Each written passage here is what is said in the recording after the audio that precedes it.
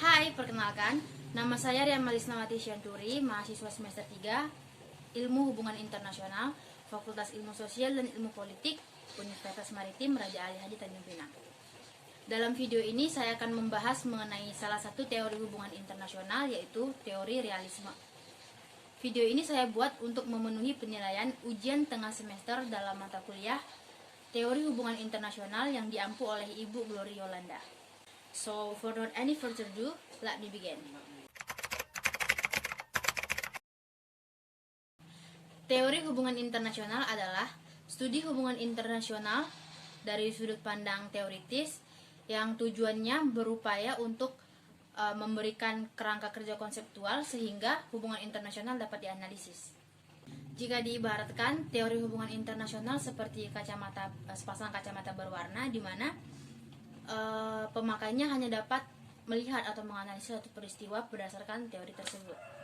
Ada beberapa teori dalam hubungan internasional, namun pada video ini saya akan membahas mengenai salah satu teori, yaitu teori realisme. Realisme adalah teori yang menempatkan konsep power sebagai pusat dari perilaku negara-negara, yang mana pada dasarnya realisme merupakan bentuk kritik dari perspektif idealis yang dianggap terlalu menyepelekan konsep power ini dalam hubungan internasional. Ada 4 ide utama atau pemikiran yang menjadi dasar asumsi tradisi hubungan internasional menurut realisme. Yang pertama, sistem internasional bersifat anarki. Di sini dimaksudkan bahwa negara merupakan aktor independen yang harus membina hubungan dengan negara lain. Tidak ada entitas yang lebih tinggi yang boleh mengatur interaksinya. Lebih tepatnya, negara merupakan aktor yang bersifat antagonis. Yang kedua, negara merupakan aktor utama dalam hubungan internasional.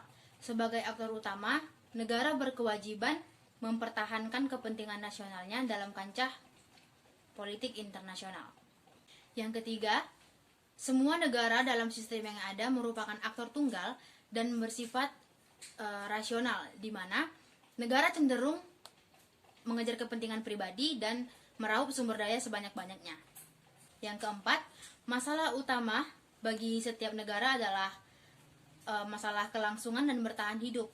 Oleh sebab itu, negara berusaha memperkuat keamanan dengan kekuatan militer, di mana hal tersebut menciptakan dilema keamanan bagi negara lain. Singkatnya, kaum realis memandang bahwa manusia itu pada dasarnya memiliki sifat yang egois dan kompetitif.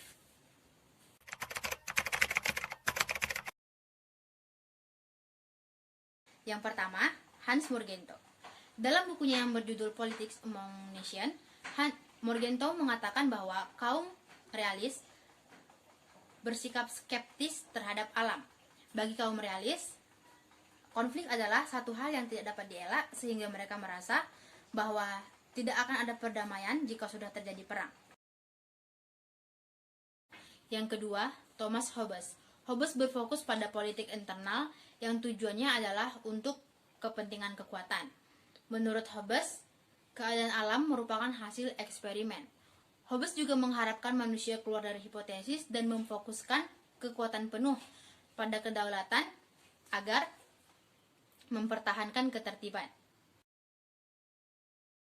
Yang ketiga, Edward Howard Carr. Dalam bukunya yang berjudul 20 Years Crisis 1919 to 1939, Carr menyebutkan bahwa ada 2 unsur politik, yaitu keterkaitan dan realitas, kemudian nilai dan kekuasaan. Carr juga mengkritik pemikiran idealis yang menganggap bahwa dunia dapat diubah dengan PBB.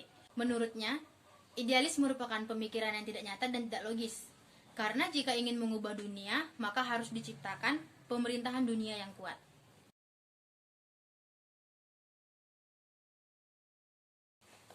Baik, sekian pembahasan saya mengenai salah satu teori hubungan internasional, yaitu teori realis. Semoga apa yang saya sampaikan dapat bermanfaat. Terima kasih atas perhatiannya. Sampai jumpa.